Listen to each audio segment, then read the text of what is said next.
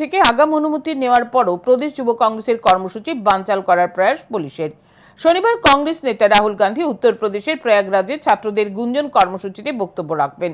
বিকেল ৫টায় ছাত্রদের সঙ্গে সরাসরি মত বিনিময়, পরীক্ষা ব্যবস্থার অনিয়োগ, প্রশ্নপত্র ফাঁস, শিক্ষা ও চাকরির সমস্যা নিয়ে বক্তব্য রাখবেন তিনি। রাজ্যেও যুব কংগ্রেসের উদ্যোগে বিভিন্ন জায়গায় এলইডি স্ক্রিন লাগিয়ে সেই বক্তব্য প্রচারের ব্যবস্থা করা হয়েছে। আগরতলা প্যারাডাইস চৌমুহনীতে এলইডি স্ক্রিন লাগানোর জন্য আগাম আরক্ষা প্রশাসন থেকে অনুমতি নেওয়া হয়, কিন্তু শনিবার সকালে শ্রমিকরা এলইডি স্ক্রিন লাগানোর জন্য কাজ শুরু করলে পুলিশ এসে বাধা দান করে। পুলিশের বক্তব্য, পুর নিগম থেকে তাদেরকে অনুমতি নিতে হবে। এতে ক্ষোভে ফেটে পড়ে যুব কংগ্রেসের কর্মী সমর্থকরা। যুব কংগ্রেসের এক কর্মী জানান, ইতিপূর্বে তারা শকুন্তলা রোডে কর্মসূচি করেছে, সেই সময় পুর নিগম থেকে কোনো অনুমতি নিতে হয়নি।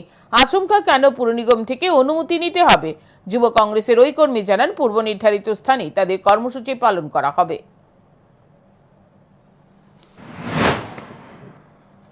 আজকে যুব কংগ্রেস থেকে ছাত্র কি বন্ধ একটা প্রোগ্রাম, এই প্রোগ্রামে আমরা অলরেডি পুলিশের পারমিশন নিয়েছি এবং এই পারমিশনের মধ্যে আমাদের স্ক্রিন যে লাগামো, এলইডি লাগামো তাও লেখা আছে। থাকার পরে আমাদের কাজ চলছে।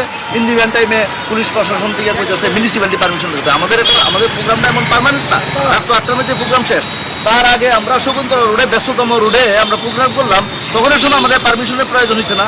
আজকে আমাদের এখানে পারমিশনের প্রয়োজন হয়ে দাঁড়াইছে।